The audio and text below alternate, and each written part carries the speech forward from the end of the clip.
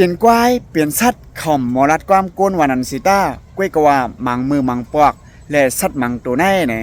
กะที่สัจจะเขาจ้าเลยสีก้นก็มีมาค่ะเนาะอันนี้ก็เป็นอันดีส่วนจากอันหนึ่งเขาเนี่ยกันนะสองไรมาปืนเพบันพี่น้องได้ก็ได้เสียวเขาเลี้ยวเปลี่ยนตอนสอนได้ว่าค่ะเนาะก้นเฮาคาได้เนี่ยสั่งว่าเฮาคามีเงินนำคำมาจึงเนี่ยได้ก็ได้สิก็มีอ่านหูชิบอ่านหูปากมันก็มีดังนำดังหลายก็ว่าไหว้สิเพราะว่าเฮาได้ผ่านมีเงินมีคำกว่าปนในจึงเนี่ยได้ก็เฮาคาอัญญามีอ่านหูชิบหูปากนั่นเนี่ยจังมีสิก็อันนั้นก็มีก็2ก็ก็จังเป็นไรเนี่ยก็ว่าเป็นซึ่งสิก็ลิเฮาคามาถอมยินข่าวอันไหนกว่าจำกันเป็นข่าวกว้างเวลาซ้ำมาเราลาปนในจึงเนี่ยมันดีเข้าใจนั่นขนาดเนาะเลยเมื่อนั้นก็ถึงมาวันที่6เดือนปี2026เอวค่ะเนาะ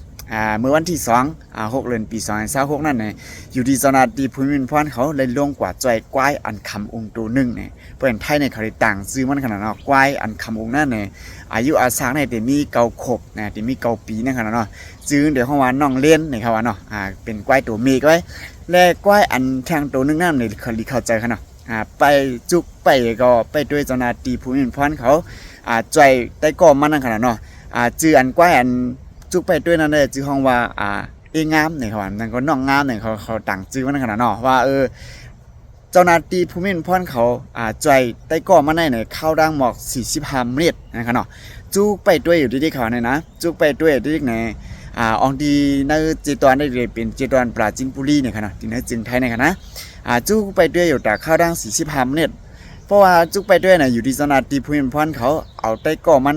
ชื่อว่าเอเลียนเอานั่นครับเนาะขึ้นกันเนื้อกา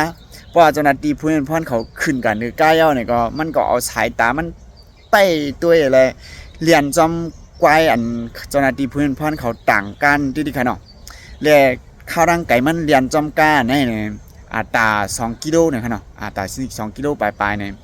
อันแรกเนื้ออันเป็นกวายชื่อห้องว่าเอเลียนเอานั่นค่ะเนาะขาเรียนจอมกันขากินเยอะจอมกันนั่นค่ะเนาะดังเอเลียนหรือดังเองามเนี่ยกวาย2ตัวเนี่ยขากินเยอะจอมกันก็ว่าเอเลียนเอานั่นซ้ำเนี่ยเมื่อวันที่1นั่นค่ะเนาะ6เดือนปี2026นั่นซ้ำเนี่ยมันสำกับคำอุ้งเนี่ยอันเป็นกวายตัวว่าเองงามนั่นขนาดมันขามกว่าดังเลยขนาดมันขามกว่าดังเลยแล้วจูไปโดยแต่ก็มันตาข้าวรัง24ชั่วโมงกำเดียวนี่ครับเนาะอันนั้นเนี่ยมันเลยตอนสอนจังคือล่ะเนี่ยแต่ก็อยู่ที่เจ้าหน้าที่พื้นพรเขาช่วยเข้ากว่าในควักเสียวแลในยอดยาวตัวไว้ดอดเพดีงามหนึ่งเนาะอันนั้นเนี่ยพิศวาเป็นข่าวใกล้ในสิดาก็มันดีเข้าใจได้ว่าค่ะเนาะไอ้แต่ก็มันเลยตอนสอนดีดวงอันนึงค่ะเนาะกวนเฮาคาเนี่ยเหมือนเจ้าหนังขาวลาดมามือกันขนาดเนาะมือพ่อเฮาคามีเงินนำคำมาแล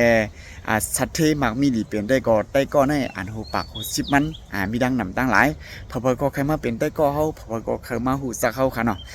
กล้วยก็ว่าเนี่ยเพราะว่าเฮาขยับผึดกินจากมาจึงไหนพอก็กูเฮากว่าย้อนเขาเลยก็ย้อนปึงอิงเขาเนี่ยเปิ้นใครฮู้จักเขาเป็นสมดาพิงลงล้อกะกวนเฮาอยู่ค่ะเนาะกวนเฮาคาในเนี่ยข่าวอันเดอร์เสียมว่าเพราะข่าวหมอเอาเป็นตอนสอนจึงเนี่ยมันเลย